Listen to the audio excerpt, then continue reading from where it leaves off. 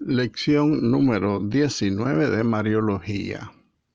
Pongámonos en las manos de la Santísima Virgen María para que ella nos regale la pureza de su alma, de su mente y de su corazón y comprendamos con pureza y delicadeza los misterios de su vida.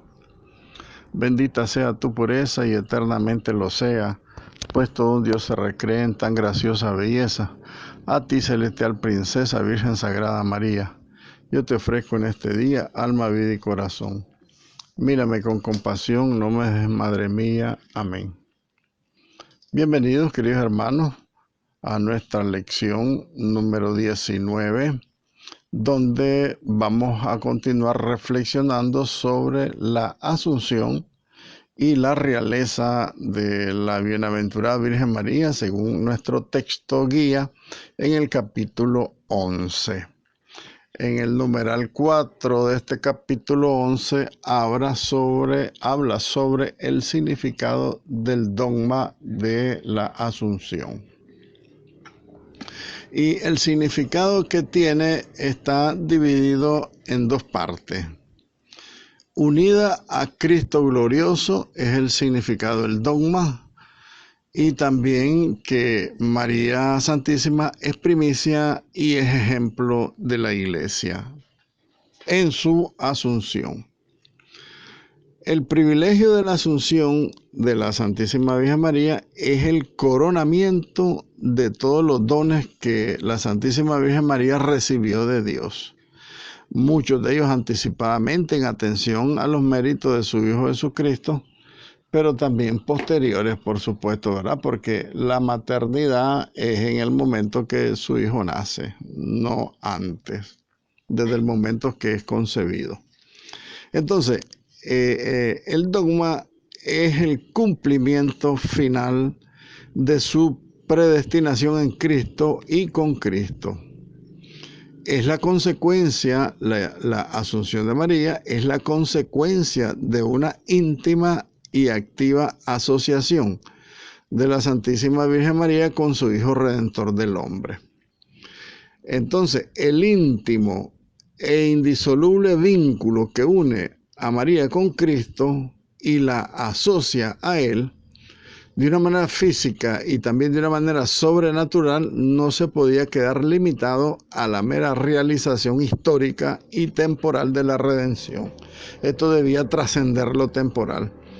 ¿Por qué? Porque si estuvo asociada a su Hijo en cuanto siervo doliente en su estado de kenosis, también tenía que estar unida a Él en su estado de Kyrios, Señor. Es en su triunfo como Señor resucitado que también ella adquiere su triunfo sobre la muerte y el sepulcro.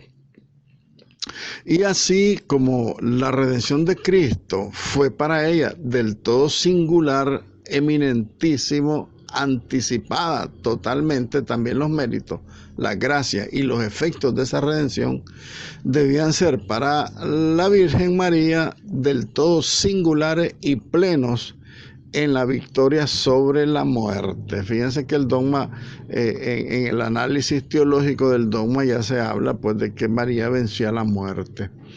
Y es lo que yo siempre he sostenido. Muy bien, entonces la asunción de María a los cielos es, por lo tanto, en definitiva, la realización suprema de la gracia redentora del Kyrios Señor, su Hijo Jesucristo. Incluso en su aspecto temporal anticipado, porque todos los méritos que ella alcanzó es la redención anticipada de su Hijo Jesucristo en preparación a su maternidad divina. Porque siendo ella la primera y más excelentemente redimida, la primera criatura redimida, porque fue anticipadamente su redención, entonces de esa manera así participó ella del modo más pleno y singular también del triunfo de su Hijo Jesucristo, vencedor de la muerte y Rey inmortal por los siglos de los siglos. Entonces el Cristo que vence a la muerte constituido Rey, entonces ella habiendo participado de esa redención, temporal, de una manera anticipada, entonces de una manera más plena, ella y singular participa pues también del triunfo de su Hijo Jesucristo. Otro significado que tiene la definición del dogma de la Asunción de María es que ella, María, por su asunción es primicia, es la primera, y es ejemplo de la Iglesia. La Virgen María asunta al cielo es también en este misterio primicia y modelo ejemplar de la Iglesia escatológica. O sea, ella está anunciando lo que será al final la Iglesia. La Iglesia será redimida y será asunta al cielo también porque María es la imagen de lo que nos va a suceder a todos nosotros como Iglesia. Así lo contempla la Lumen Gentium en el 65 y el número 68. La Asunción de María es la primicia del término final de toda la Iglesia, de cada uno de nosotros miembros de la Iglesia. Entonces ella es figura de nuestra propia resurrección corporal y ascensión a los cielos. Ahora, número 5, veamos qué dice esta reflexión teológica sobre la Asunción de María. Al explicar el significado del dogma, que lo acabamos de ver, el dogma de la Asunción significa pues la coronación de todos los privilegios que María recibió por ser la madre de Dios y la madre de todos los hombres, la madre espiritual. En esa explicación, entonces, hemos hablado de la íntima e indisoluble unión de María a su Hijo Redentor y vencedor de la muerte. Y esto es como, su asunción es como una de las razones más profundas de su ascensión, esa unión indisoluble que tenía pues con su Hijo Jesucristo, Redentor del hombre y vencedor de la muerte. Las principales consideraciones teológicas que muestran la conveniencia de la Asunción de María por esta estrecha conexión con todas las gracias y con todos los privilegios que Dios le otorgó a María son las siguientes reflexiones pues, sobre la conveniencia de la Asunción. ¿Por qué convenía que María fuera asunta al cielo? En primer lugar, por su inmaculada concepción. María Virgen fue concebida sin pecado original, libre de toda culpa. Y en ese triunfo pleno sobre el pecado debía extenderse también a las consecuencias y a los castigos de este pecado.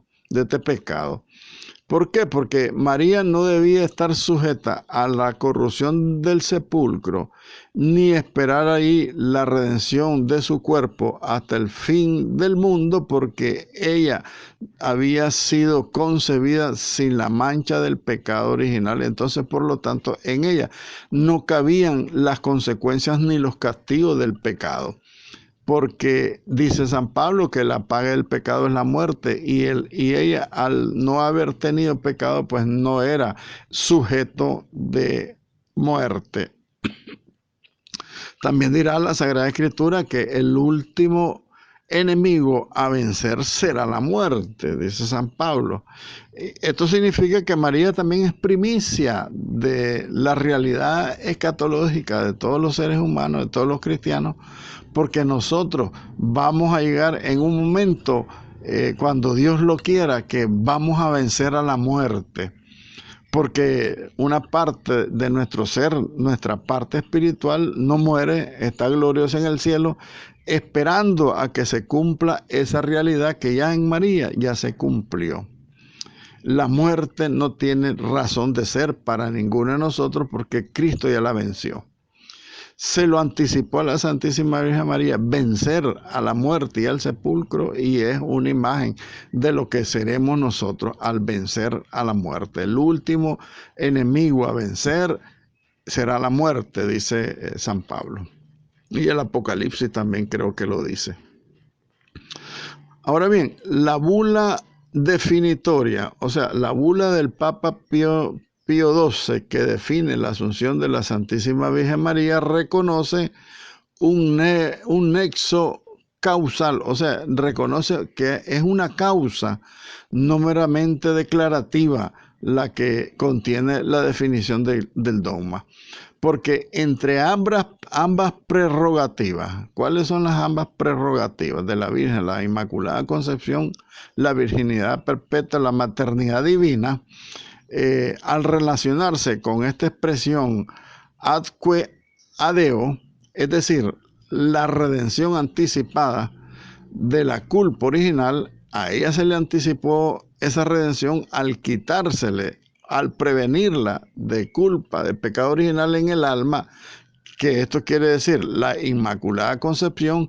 Entonces este hecho exigía la anticipada redención del cuerpo respecto a la plenitud de lo que significa la muerte. Esto quiere decir entonces que si en el primer instante de su Inmaculada Concepción Dios previno el pecado en ella, entonces en el mismo instante que pudiera haber estado sujeta la Santísima Virgen María a la muerte, en ese mismo instante ella vence la muerte. Quiere decir que en ella no tuvo incidencia ni el pecado original ni la muerte, que es una definición que me gusta para sostener mi posición inmortalista que tengo sobre la Santísima Virgen María, que quiere decir que María, según Silvio Lacayo, ella no murió. Sin embargo, pues como les repito lo que he dicho en las clases anteriores, estoy abierto, soy hijo de la iglesia, yo no impongo esta realidad, pero sí yo creo que el Señor quiere que cada uno de nosotros, de todos los cristianos del mundo entero, tomemos una posición, porque dependiendo de la posición que tengamos todos en el momento que el Papa quisiera definir que si María murió o no murió, yo creo que él va a tomar en cuenta todas las opiniones de todos los cristianos de todo el mundo, expresada a partir o a través de los pastores, pues de los obispos de todo el mundo. Y los obispos de todo el mundo consultan a todas sus fieles.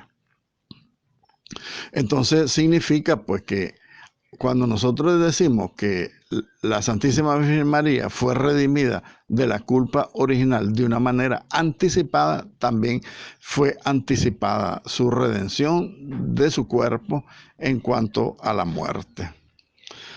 Ahora bien, una segunda reflexión teológica sobre la conveniencia de la Asunción de María es su maternidad divina. Porque siendo la carne de Cristo carne de María, única y exclusivamente de ella, era sumamente conveniente que también el cuerpo de la madre fuera glorificado como lo fue el cuerpo de su hijo, porque los dos eran sin mancha de pecado, ni original ni personal.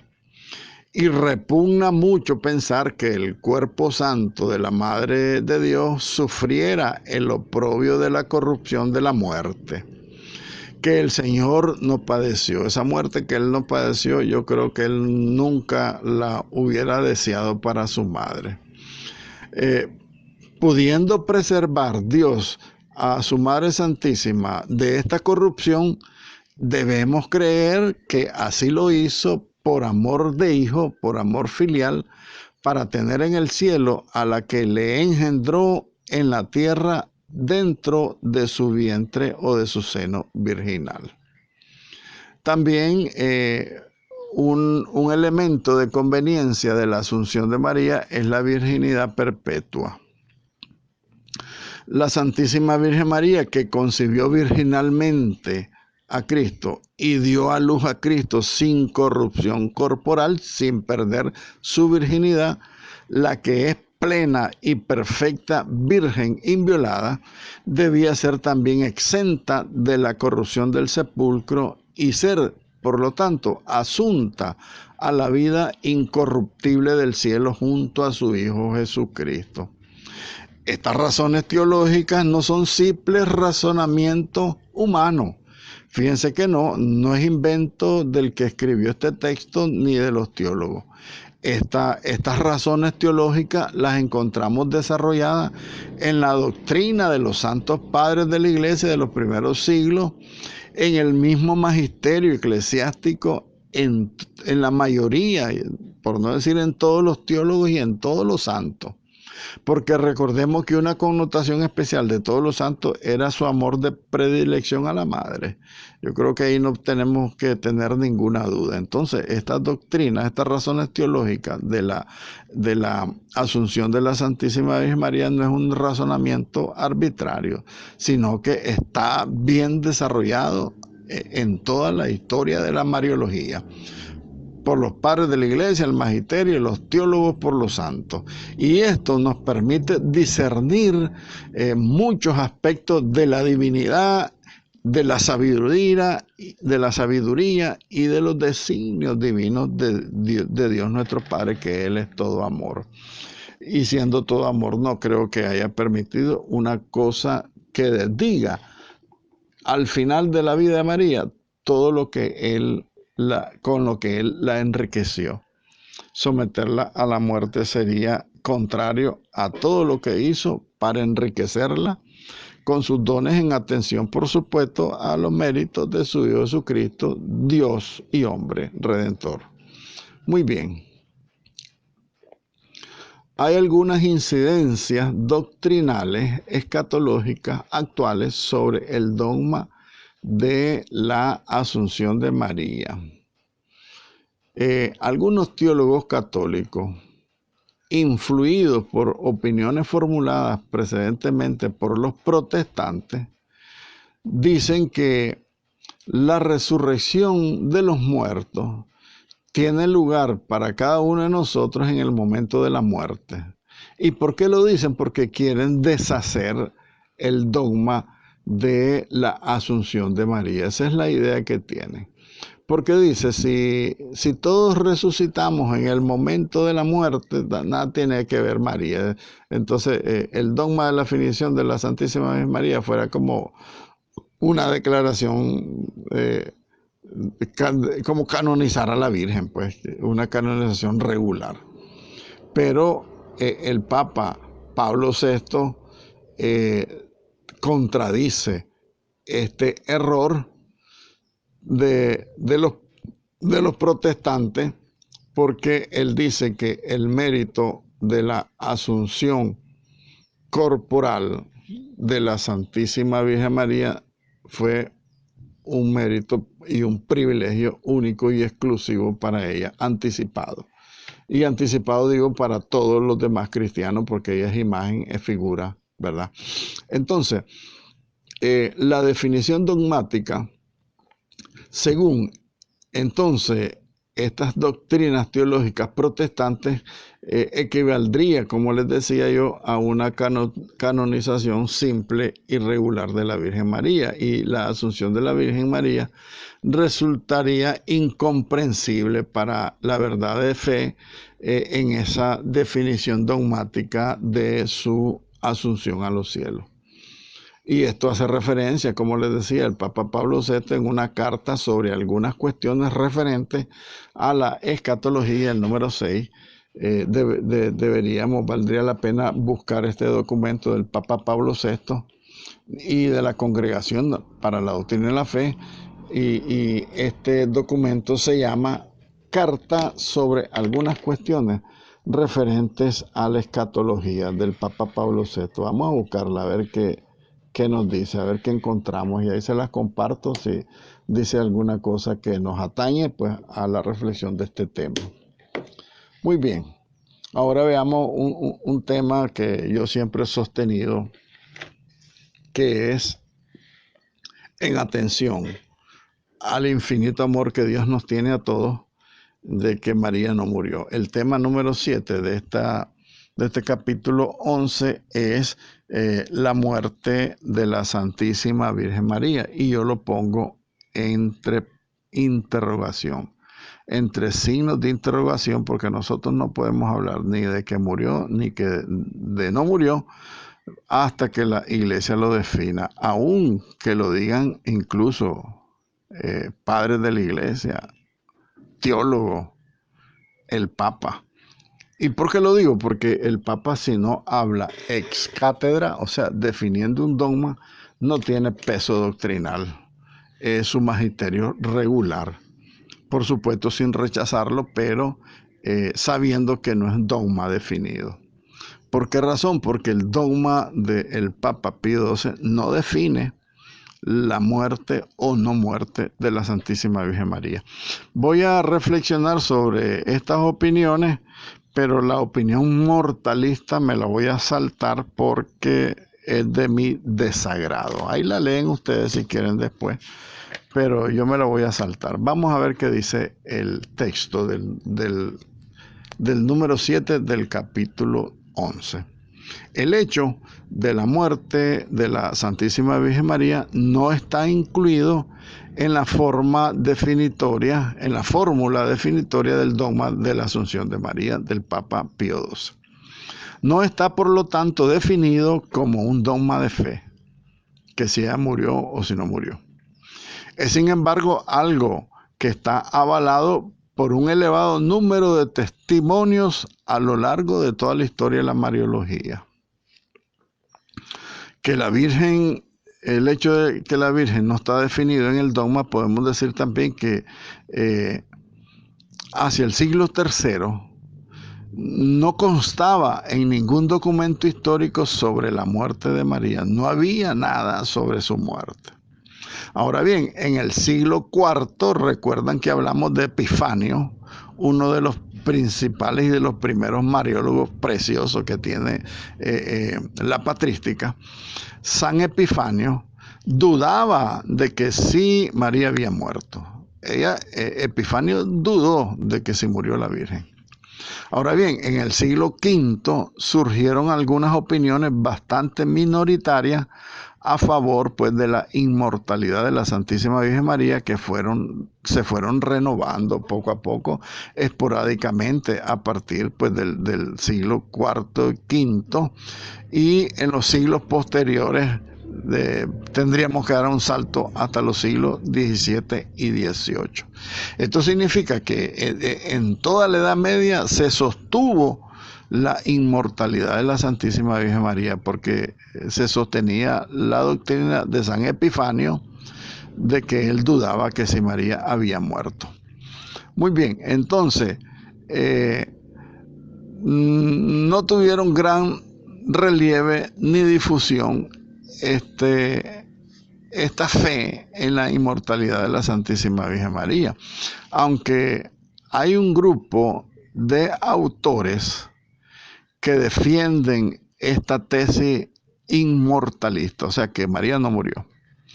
Actualmente la mayoría de los estudiosos sostienen que María murió y basan su tesis en argumentos de tradición en los textos litúrgicos de las fiestas y sobre todo presentan la muerte de María como una garantía de la realidad de la encarnación de Cristo.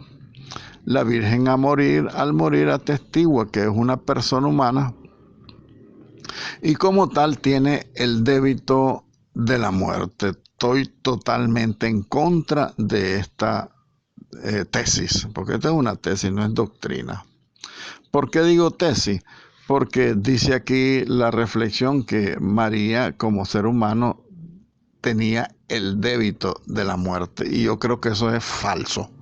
Falso, la paga del pecado es la muerte, dice San Pablo. El que no tiene pecado no debe nada, no debe morir. Entonces es lo que yo siempre he sostenido, ¿verdad? La Santísima Virgen María como persona humana fue preservada de la mancha del pecado original, por lo tanto no debía pagar nada por consecuencias de los pecados originales o personales de ella, porque ella no los tuvo. Entonces María no tenía el débito de la muerte, no debía morir, según el plan de Dios, en el sentido de que nosotros comprendamos la inmensidad del amor, la inmensidad de la gratuidad de Dios al haberla concebido a ella sin pecado original. Entonces ella tenía un futuro predestinado desde antes de ser concebida sin pecado original hasta su elevación y glorificación al cielo junto a su Hijo. Entonces yo creo que tenemos que estar claros Por supuesto que yo no trato de imponer mi razonamiento teológico, mi idea personal, pero yo no concibo, quiero insistir en esto, yo no concibo a un Dios que adornó de tal manera a la Santísima Virgen María para que fuera la madre de su hijo, para que al final le diga, ok, ya hiciste todo, ahora morite. Yo creo que no está para mí dentro de la lógica y es inconcebible, es incomprensible que yo pueda pensar de que Dios al final le haya dicho, ok, ahora ya hiciste todo, ahora moriste, que ya te voy a resucitar. Yo creo que no. Las opiniones inmortalistas, o sea, las opiniones de los teólogos que piensan que María no murió. Esta cuestión teológica de que si María murió o no, si murió o no, esto se suscitó a partir del 1950 en la definición dogmática, más bien de la definición de Pío IX, 1854. Esto surgió a partir del dogma de Pío IX sobre la Inmaculada Concepción. Es que los dogmas cuesta diferenciarlos, en un momento uno se puede enredar. Entonces, la Inmaculada Concepción, definida dogmáticamente por el Papa Pío IX, 1854. Entonces, a partir de esa definición dogmática, surge en la teología esta cuestión de que si María murió o no murió. Pocos años antes también de la definición de la Asunción, que es por el Papa Pío II en 1950, este tema de la muerte de María fue replanteado nuevamente con este nuevo dogma, especulativamente por algunos teólogos. O sea, algunos teólogos empezaron a especular sobre el tema nuevamente, ¿murió o no murió? Estos teólogos sostenían que en el estado actual de la ciencia teológica, el hecho de la muerte de la Santísima Virgen María era indemostrable, porque nada en la historia de la Mariología nos hace referencia. En toda la historia de todos 2000 años no hay referencia sobre la muerte de María. Entonces, la muerte de María, dicen muchos teólogos, a partir del dogma de la Asunción, la muerte es indemostrable. No se puede mostrar. Otros afirman incluso que la inmortalidad de María es de hecho, y las razones es que se apoyan estos autores para dudar de la muerte de la Santísima Virgen María o afirmar su mortalidad. Son tres, en principio, son tres razones. ¿Cuáles son las razones? Primero, el silencio de los primeros siglos sobre el tema de la muerte de María. No hay en la historia nadie desde los inicios del cristianismo que haya dicho que murió. Hay un silencio en los siglos. Entonces, esta es una razón en la que se apoyan para demostrar que María no murió. Una segunda razón de los teólogos para dudar de la muerte de María es las mismas dudas que tuvieron algunos padres de la iglesia, como ya reflexionábamos antes, San Epifanio, San Isidro de Sevilla. Ellos ciertamente no definieron que si María murió o no murió, pero especialmente San Epifanio dudó de que había muerto, y dudar de que había muerto significa que él tenía alguna convicción de que ella no había muerto.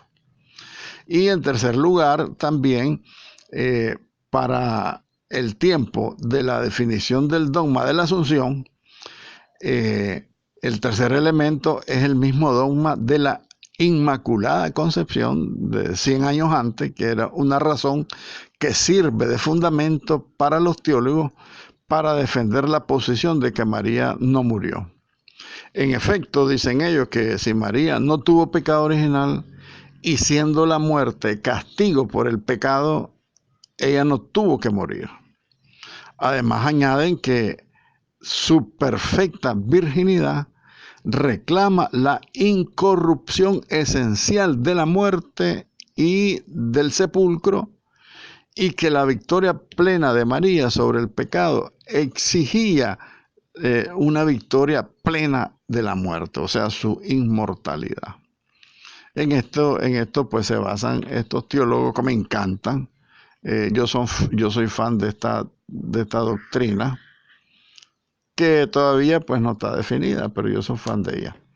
Ahora viene, como les decía yo anteriormente, la reflexión sobre de que sí, María murió, pero esa yo me la voy a saltar porque ahí la leen ustedes, porque a mí no me gusta pensar todo lo que mal piensan, digo yo, todos estos teólogos.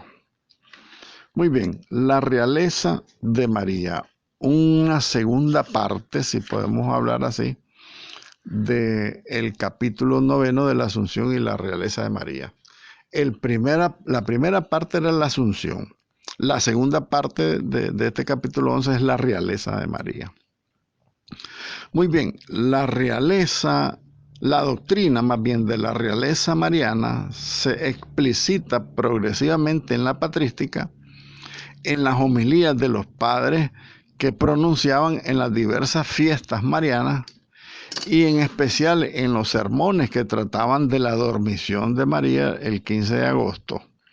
De tal manera que en el siglo VIII, el último siglo de la patrística, que ya lo hemos dicho siempre, es un clamor de alabanza a María Reina. Fíjense bien que culmina entonces la época de los Santos Padres con un gran clamor universal de la realeza de María. María Reina, decían los Santos Padres. En los siglos posteriores al octavo se sigue reafirmando la misma doctrina y se coloca como fundamento de la realeza mariana la maternidad divina, su cooperación a la redención, y yo le agregaría todos los demás privilegios. Inmaculada Concepción, la plenitud de gracia, etcétera, etcétera. ¿Qué dice el magisterio sobre la realeza de María? A partir de la definición del dogma de la Inmaculada Concepción en 1854 por el Papa Pío IX, los papas en su magisterio ordinario se han referido con mucha frecuencia a la Santísima Virgen María como reina y señora de todo lo creado. A mí me gusta decirle reina del universo. Y este magisterio pontificio en todas sus enseñanzas han ido explicando el carácter sobrenatural, los fundamentos teológicos y el alcance de este privilegio que tiene la Virgen María como reina. Pero con toda justicia se ha llamado al Papa Pío XII el Papa de la realeza de María, porque fue Pío XII el que la definió al final de cuentas, pues el que la ensalzó en tal grado en sus documentos marianos. Este pontífice tiene 3 textos en los que estudia y profundiza este privilegio mariano. Un primer documento que está en internet, les cuento. El primero es la alocución radiofónica del Papa Pío XII, titulado Bendito sea, del 13 de mayo de 1946, en ocasión de la coronación de la Virgen María de Fátima. El Papa la coronó reina en la imagen de Nuestra Señora de Fátima.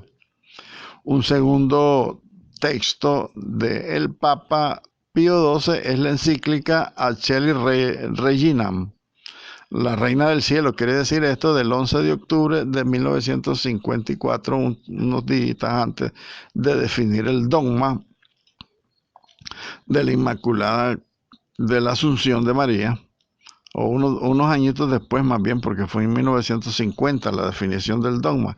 Y esta encíclica del Papa Pío XII es 1954, 4 años después, en el que es el documento, esta encíclica del Papa Pío XII es el documento programático de la realeza mariana, en el que se expone toda la fundamentación escriturística de la Biblia, todas las razones de la tradición y de la teología y de la liturgia en este título que el Papa Pío XII le da a la Santísima Virgen María, Reina del Universo. Las bases teológicas de este privilegio enunciadas por el Papa en esta carta son: ¿cuáles son las bases teológicas de este privilegio de María Reina? Que ella fue la Madre de Dios, la maternidad divina. Segundo, que ella fue asociada a la redención con su Hijo Jesucristo. Tercero, que esta realeza es participada sobre la soberanía de su Hijo. Ella participa de la soberanía de su Hijo. Si su Hijo es rey, ella es reina madre. Pues solo Jesucristo, Dios y hombre, es rey en sentido pleno, propio y absoluto. Jesucristo es el rey único y absoluto de todo el universo. Cristo, rey del universo. Por lo tanto, María, reina, porque su hijo es rey. Ella es la madre reina. En tercer lugar, el Papa Pío XII, en sus documentos, en estos dos documentos anteriores que hemos señalado, quedan refrendados más bien por el discurso del Papa Pío XII cuando instituye la fiesta de Santa María Reina, y lo hace el día 1 de noviembre de 1954. Y él la instituye para el 22 de marzo de cada año, recuerden, en la octava de la fiesta de la Asunción de María. María asunta al cielo, una semana después coronada en el cielo, reina de todo el universo. Este es el sentido que le quiso dar el Papa Pío XII para no desligar las dos ¿cómo decirle? Las dos virtudes, las dos cualidades, las dos gracias que Dios le dio a ella, pues ser asunta al cielo y ser coronada. En este discurso el Papa puntualiza que esta realeza de María no es análoga a las realidades de la vida pública moderna. El reino de María no es de este mundo, como el reino de Cristo no es de este mundo, sino que es una realeza ultraterrena que trasciende lo terreno, es sobrenatural. Sin embargo, al mismo tiempo, penetra hasta lo más íntimo de los corazones y toca en su profunda esencia en aquellos que tienen de espiritualidad y de mortal en los cristianos.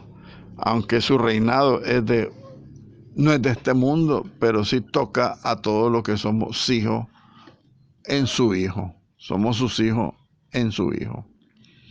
¿Qué dice el Concilio Vaticano II en cuanto estamos reflexionando qué es lo que dice el magisterio sobre la realeza de María? Dice el Vaticano II. El Vaticano II más bien asume la doctrina del Papa Pío XII en la Lumen Gentium número 59. Aunque algunos autores ven en la doctrina de Pío XII tres argumentos probatorios de la realeza mariana: esta sublime dignidad de María, su maternidad divina y su asociación en la redención, se pueden reducir a los dos últimos de importancia, pues, ¿verdad? Pues la excelencia y la supremacía de María sobre toda la creación es una consecuencia de su maternidad divina y su asociación o participación activa en la obra redentora de su Hijo Jesucristo. Muy bien.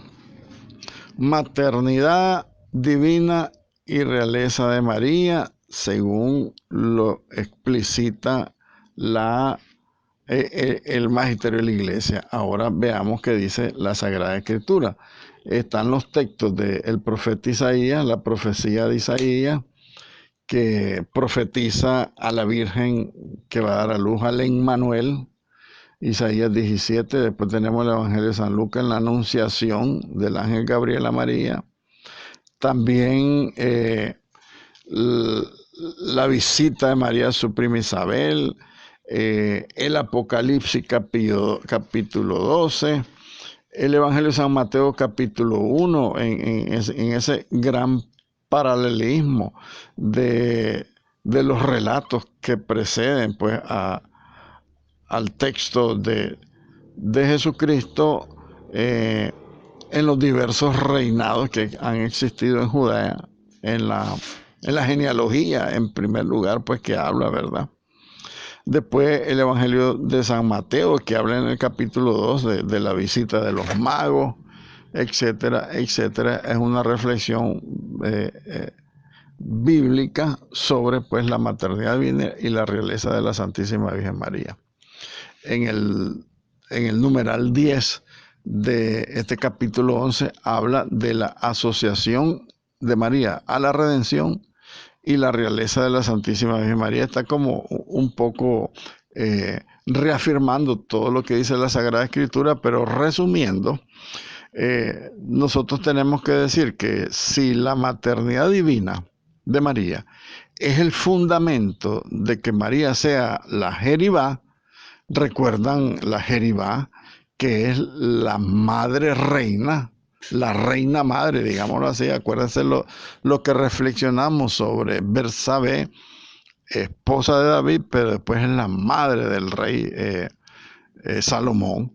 Esa es la Jeribá. María entonces es la Jeribá escatológica del nuevo reino davídico que lo inaugura Cristo. Entonces la Virgen, por ser la nueva Eva, unida íntimamente al nuevo Adán, posee una realeza fecunda, concatenada con la maternidad espiritual sobre todas las criaturas. En este elemento es importante que veamos el alcance que tiene, por lo tanto, la realeza de la Santísima Virgen María.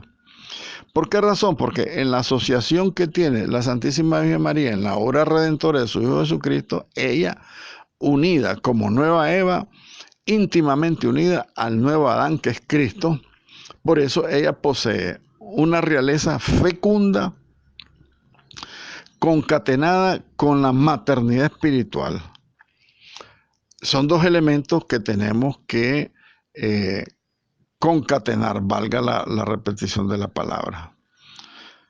Realeza fecunda unida a la maternidad espiritual.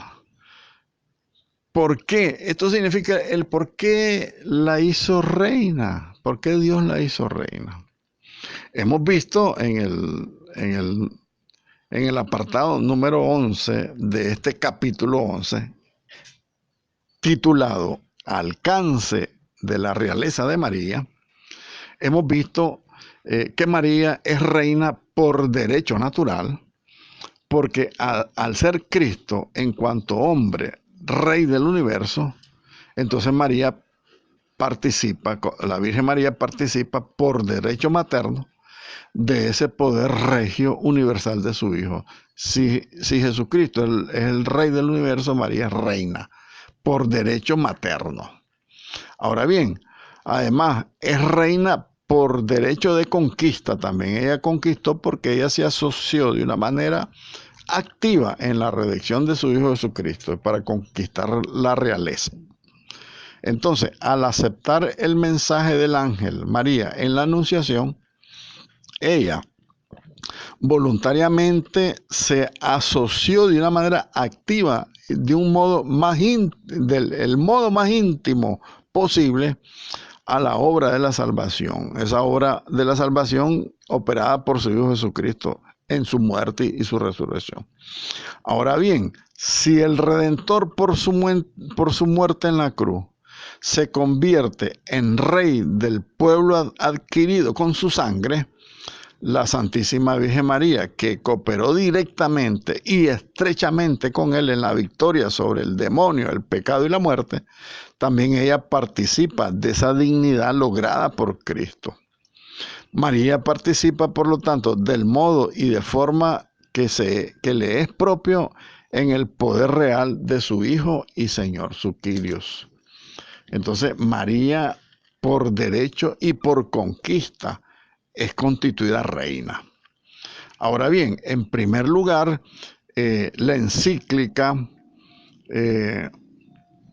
dice que en sentido pleno y propio, y en sentido absoluto, solamente Cristo, Dios y hombre, es Rey en primer lugar.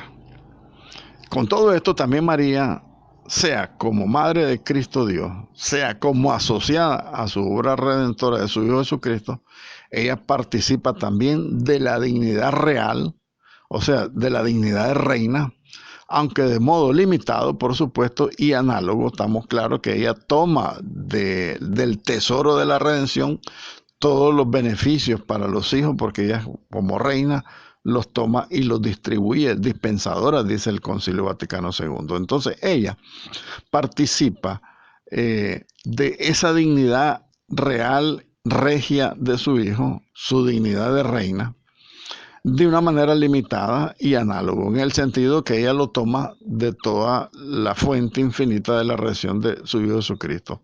Entonces, esta realeza relativa y subordinada de María se proyecta en un poder de intercesión ante su Hijo Jesucristo de una eficacia incomparable y segura. Recuerdan lo que les decía anteriormente, para que repitamos esto último que dijimos. Decíamos que María participa de un modo y de una forma propio del poder real de su Hijo Jesucristo, y ella participa también de esa dignidad lograda por Cristo. La Virgen María participa por derecho materno en ese poder regio o real universal de su Hijo Jesucristo, y además por derecho de conquista. También decíamos, quiero repetirlo para que calcemos con esto último que acabo de decir, decía también que la realeza de la Santísima Virgen María como nueva Eva unida al nuevo Adán, esa realeza fecunda debe estar ligada con la maternidad espiritual. Quiere decir, en síntesis, quiere decir que Dios la hace reina para que su poder de intercesión sea eficaz y sea seguro. Eso es de sencillo, que tenga eficacia y tenga seguridad la intercesión de María ahí en el cielo. Por eso la hace reina Dios, ¿verdad? Porque la realeza de María es fecunda porque produce fruto y está ligada a la maternidad espiritual, o sea, a la maternidad con todos nosotros. En ese sentido, ella como reina fue constituida reina para tener un poder de intercesión ante su Hijo Jesucristo, y que ese poder de intercesión de María sea de una eficacia incomparable y segura. Quiere decir esto que todo lo que nosotros le pedimos a María, reina, ella lo consigue.